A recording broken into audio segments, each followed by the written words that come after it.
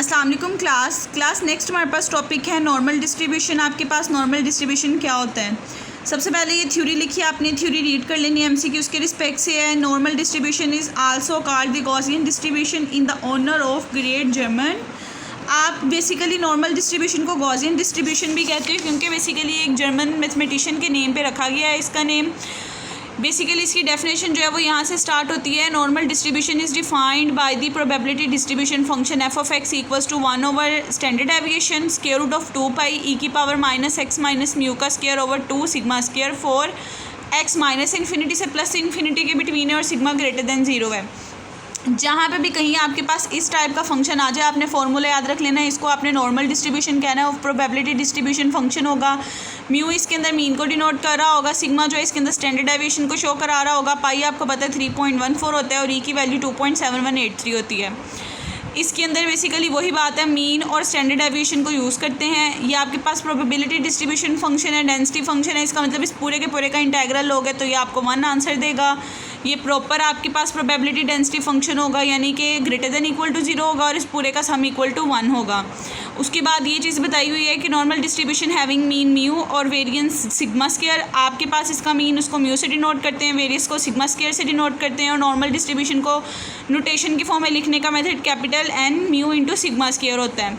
ठीक है, इसका मतलब यही है कि आपके पास नॉर्मली डिस्ट्रीब्यूट हो रहा है विद मीन म्यू और विद वेरिएंस म्यू सिग्मा का स्क्वायर। उसके बाद अगर आप इसकी ग्राफ की बात करें, इसका ग्राफ आपके पास बेल शेप्ड ग्राफ होता है। जैसे कि देखें ये बेल शेप्ड ग्राफ है, इसके अंदर जो एक्स एक्सिस है वो बेसिकली म्यू को शो करवा रहा होता है, वाई एक्सिस जो है वो सिग्मा को शो करवा रहा होता है। आपके पास जब म्यू के अंदर वेरिएशन आती है तो ये बताता है कि एक्स एक्सिस के ऊपर आप लोग किस तरह वेरिएबल को चेंज करते हो, उसकी पोजीशन चेंज करते हो। जैसे कि 2 था तो 2 यहाँ आ गया, 4 था तो ये यहाँ आ गया, 8 था तो ये यहाँ पे आ गया। उसके बाद यहाँ पे भी यही बात लिखी है, जो म्यू है वो चेंज द पोजीशन बताता है, जबकि जो सिग्मा होता है वो हॉरिजॉन्टल सेपरेट बताता है कि कितने टाइम उसको ओपन करना है, फैलना है। जिस तरह आपके पास अगर म्यू की वैल्यू 0.5 है, इसका मतलब आपने 0.55 टाइम उसको ओपन करना है, 0.55 टाइम ये आपके पास सेपरेट होगा। उसके बाद नेक्स्ट आपके पास इसका प्रॉपर फार्मूला आ जाता है डिस्ट्रीब्यूशन फंक्शन की फॉर्म में। इसका फार्मूला क्या होगा, कैपिटल एफ ऑफ एक्स से डिनोट करना है, वही वाला फार्मूला जो ऊपर है, बस उसके ऊपर integral minus infinity to x आपने अप्लाई कर देना है। और अगर आप इसके ग्राफ की बात करें तो बेसिकली इसका ग्राफ कुछ इस टाइप का होगा। अगर आप इसे आगे जाके देखते हो तो इस तरह की बेल शेप्ड आपके पास ये ग्राफ बन जाना था। नेक्स्ट इसके अंदर इसका एक और फार्मूला है स्टैंडर्डाइज नॉर्मल डिस्ट्रीब्यूशन क्या होती है। अगर आपको कहा जाए नॉर्मल डिस्ट्रीब्यूशन को स्टैंडर्डाइज की फॉर्म में चेंज करें, इसका मतलब ये होगा अगर उसके मीन की वैल्यू आपके पास 0 हो जाए और वेरिएंस की वैल्यू 1 आ जाए तो आप कहते हो ये आपके पास स्टैंडर्डाइज नॉर्मल डिस्ट्रीब्यूशन बन गई है। किसी भी डिस्ट्रीब्यूशन को आप स्टैंडर्डाइज की फॉर्म में कैसे कन्वर्ट कर सकते हो, अकॉर्डिंग टू दिस फार्मूला। ये फार्मूला याद रख लेना है। अगर आप Z equals to x minus mu over sigma करोगे तो जो पुरानी डेरिवेशन है वो आपके पास स्टैंडर्डाइज नॉर्मल डिस्ट्रीब्यूशन में चेंज हो जाएगी। स्टैंडर्डाइज की फॉर्म में आपका फार्मूला जो है वो इस फॉर्म में कन्वर्ट हो जाता है, फाई ऑफ जी में आपका फंक्शन आ जाता है। आपको जब भी कोई क्वेश्चन दिया जाएगा, कहा जाएगा आप उसको स्टैंडर्डाइज की फॉर्म में करें, पहले आप उसके नॉर्मल का आंसर निकालेंगे, फिर नॉर्मल को इस फार्मूले से आप लोग स्टैंडर्डाइज की फॉर्म में कन्वर्ट करोगे। उसके बाद यहाँ ग्राफ भी बताया हुआ है, फार्मूला आपने याद कर लेना है कि नॉर्मल की फॉर्म में ये ग्राफ था लेकिन स्टैंडर्डाइज की फॉर्म में वो ग्राफ आपके पास कन्वर्ट होकर इस फॉर्म में चेंज हो जाता है। यानी दो जो आपके पास बेल शेप्ड होते हैं उसके मिडिल के अंदर कन्वर्ट होकर ये इस फॉर्म का आपको कोई ग्राफ देगा। स्टैंडर्डाइज का भी इन जनरल अगर आप फार्मूला देखें फाई ऑफ जी की फॉर्म में तो वो P of Z less than Z होगा, इंटेग्रल के साथ minus infinity to d z आएगा आपके पास और ई की power minus t square by z 2 आ जाएगा। ठीक है, और साथ में डी टी आ जाएगा। यहाँ पे यही बताया हुआ है स्टैंडर्डाइज आपके पास एक स्पेशल केस होता है नॉर्मल डिस्ट्रीब्यूशन का जिसके अंदर मीन की वैल्यू 0 होती है, स्टैंडर्ड डेविएशन की वैल्यू 1 होती है। और इसके अंदर अगर कभी ऐसी सिचुएशन आ जाए किसी नेगेटिव का कहा जाए नॉर्मल आपने उसका स्टैंडर्डाइज निकालना है, स्टैंडर्डाइज के लिए आप लोग नेगेटिव वाली चीज़ को डायरेक्ट नहीं सॉल्व करोगे, 1 माइनस फाई ऑफ जी करोगे तो नेगेटिव वाली टर्म का आंसर आ जाएगा। बेसिकली ये फाई ऑफ जी होता है तो जी यहाँ पे आपके पास स्टैंडर्डाइज की फॉर्म में इसके इक्वल होता है, तो जहाँ जहाँ जी आएगा उसके साथ ये वाला फार्मूला आपने लगा देना है। और अगर आपने a less than b z less than b का निकालना है तो उसका formula phi of b minus phi of a होगा। आज के लेक्चर में बेसिकली बच्चों थ्योरी और फार्मूलास हैं, आपने फार्मूला से याद करने हैं। उसके बाद नेक्स्ट ये टेबल है नॉर्मल डिस्ट्रीब्यूशन स्टैंडर्डाइज डिस्ट्रीब्यूशन का। आप लोगों ने ये टेबल जो है आपको अक्सर गिवन होगा, आप टेबल के रिस्पेक्ट से भी क्वेश्चन करोगे।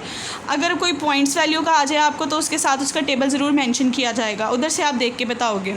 ये आपके पास बेसिकली फाई ऑफ जी की वैल्यूज़ हैं, यानी कि अगर नॉर्मल डिस्ट्रीब्यूशन कोई भी जी है आपको कहा जैसे स्टैंडर्डाइज की फॉर्म में कन्वर्ट करें तो इस टेबल के थ्रू आप उसे कन्वर्ट कर सकते हो।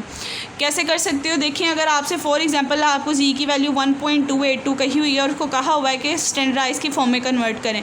तो स्टैंडर्डाइज की फॉर्म में कन्वर्ट करने के लिए देखें सबसे पहले 1.282 है, आपने क्या करना है स्टार्टिंग वाले 2 डिजिट इधर देखा करने हैं, अगले डिजिट आपने यहाँ देखा करने हैं। 1.2 है, पहले डिजिट ये आगे और दूसरा डिजिट अगर मैं करूँ वो 082 बनता है। आप देखोगे कि आपके पास 1.2 कहाँ आ रहा है, आप देखोगे आपके पास 0.08 कहाँ आ रहा है, दोनों का कॉमन पॉइंट जो होगा वो बेसिकली फाई ऑफ जी की वैल्यू होगी। जैसे कि देखें 1.282 था, इन दोनों को बेसिकली मैं सम अप करूँगी तो इसका ये आंसर आएगा। आपके पास 1.2 यहाँ कहीं आ रहा था, अब 1.2 को आपने 0.82 तक लेके जाना है। आप ऊपर गौर करो 0.8 ये वाली रो आ रही है, अगर आप यहाँ से इसको बढ़ाते जाओ देखिए ऐसे और यहाँ से 0.8 वाले को जाते जाओ, इन दोनों का मीटिंग पॉइंट ये वैल्यू है, इसका मतलब ये वाला जो पॉइंट है ये आपके पास 1.28 का आंसर है। हमें बेसिकली 1.282 का चाहिए था, इसको मैं थोड़ा अप्रॉक्सीमेट करूँगी, ये 0.90 बन जाएगा। तो देखिए यहाँ पे यही बात लिखी हुई है कि इसका आंसर फाई ऑफ जी की फॉर्म में ये आता है। अगर 1.645 की बात करूँ तो पहले 1.6 देखना पड़ेगा, फिर 0.04 देखना पड़ेगा। 1.6 ये है, उसको 0.04 तक जब आप लेके जाएंगे तो देखिए 0.04 है, ये 0.9495 आ जाएगा, उसको अप्रॉक्सीमेट करके ऐसे आ जाएगा। यानी किसी भी फंक्शन जी से आप उसका स्टैंडर्डाइज फंक्शन निकाल सकते हो और अगर आपसे कहा जाए उस फंक्शन का नेगेटिव निकालना है तो 1 में से उसकी वैल्यू सब्ट्रैक्ट कर दोगे तो आपके पास नेगेटिव की फॉर्म का फंक्शन भी आ जाएगा। इसके बाद नेक्स्ट हमारे पास एक प्रॉपर्टी है, प्रॉपर्टी ऑफ नॉर्मल डिस्ट्रीब्यूशन। आपके पास मैंने इसकी फर्स्ट प्रॉपर्टी यार डिस्कस करनी है। फर्स्ट प्रॉपर्टी के अंदर आपसे कहा हुआ है जो फंक्शन डिफाइन किया गया नॉर्मल डिस्ट्रीब्यूशन के अंदर आपने शो करवाना है कि वो प्रॉपर प्रोबेबिलिटी डेंसिटी फंक्शन है। यानी कि आपने एक चीज़ ये बतानी है कि वो ग्रेटर देन इक्वल टू 0 होता है और सेकेंडली ये बतानी है कि अगर आप उसके ऊपर कंप्लीट इंटेग्रल -∞ से +∞ लगाते हो तो उसका आंसर 1 आता है। अब ये वाला फंक्शन नॉन नेगेटिव है, इसको प्रूव करने की जरूरत नहीं है, क्लियरली अंडरस्टूड होता है कि आपको इंटीग्रल की फॉर्म में कोई ना कोई आंसर दे रहा है, इसका मतलब ये है कि वो पॉजिटिव होती है। Area under the curve integration हमेशा पॉजिटिव होती है, वो प्रूव करने की ज़रूरत नहीं है। हमें ये शो करवाना पड़ेगा कि -∞ से +∞ अप्लाई करें फंक्शन के ऊपर तो उसका आंसर इक्वल टू 1 आता है। उसके लिए सबसे पहले आपने फंक्शन की वैल्यू लिखी जो आपके पास नॉर्मल डिस्ट्रीब्यूशन की फॉर्म में थी। अपनी आसानी के लिए उसे स्टैंडर्डाइज की फॉर्म में कन्वर्ट कर लेते हैं। स्टैंडर्डाइज के लिए आपके पास जी की ये सब्स्टिट्यूशन होती है, आप जी लिखें, इसका डेरिवेटिव लें, जहाँ जहाँ जी आ रहा था, जहाँ जहाँ डी जी आ रहा था इस एरिया के अंदर वहाँ उसकी वैल्यू सब्स्टिट्यूट करें।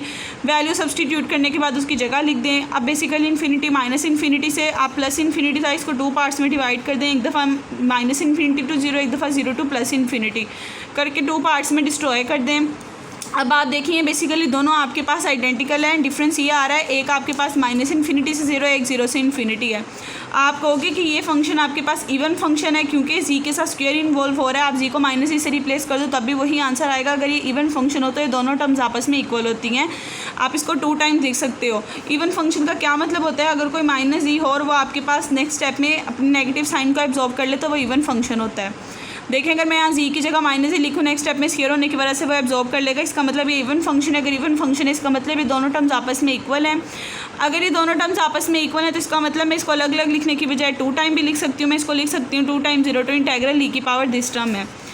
अब इसको थोड़ा और सिंप्लीफाई करने के लिए देखें e की पावर में एक कॉम्प्लिकेटेड फंक्शन है, उसको एक नए वेरिएबल के इक्वल नेम दे देते हैं ताकि हम इसकी इंटीग्रेशन इजीली कर सकें। इस पूरी की पूरी टर्म को एक नए वेरिएबल के इक्वल नेम दे दें, उसका डेरिवेटिव लें, डेरिवेटिव की वैल्यू और नए वेरिएबल की वैल्यू सब्स्टिट्यूट करें, जो चीज़ें कैंसिल होती हैं उसको कैंसिल कर दें, जो बाकी सारी की सारी टर्म है उसके ऊपर आप लोग इसका इंटीग्रेशन का फॉर्मूला लगाएं। अब देखिए ये वाली चीज़ जो है ये आपके पास एक स्पेशल केस बन जाएगा जिसमें e की पावर -v आ रही होगी और v की पावर आ रही होगी। जब कभी e की कोई पावर आ रही हो और उसके वेरिएबल की पावर भी आ रही हो तो इसका मतलब ये होता है आपके पास गैमा फंक्शन है और इसकी जो पावर होती है वो आपके पास n की वैल्यू होती है, नेगेटिव साइन को स्किप करके। तो इसकी पावर 1/2 है, इसका मतलब ये गैमा फंक्शन ऑफ 1/2 है, इसकी जगह गैमा फंक्शन ऑफ 1/2 लिखेंगे और इसका फॉर्मूला आपके पास स्क्वायर रूट ऑफ पाई होता है, पुट करेंगे तो एट द एंड आपका आंसर 1 आ जाएगा। यहाँ से प्रूव हो जाएगा कि नॉर्मल डिस्ट्रीब्यूशन का अगर आप टोटल एरिया निकालते हो तो वो आपके पास यूनिटी होता है, तो ये आपके पास एक प्रॉपर प्रोबेबिलिटी डेंसिटी फंक्शन है। तो क्लास आज का लेक्चर सुने, किसी भी स्टेप में प्रॉब्लम है तो बताएं, फिर हम वो स्टेप डिस्कस कर लेते हैं।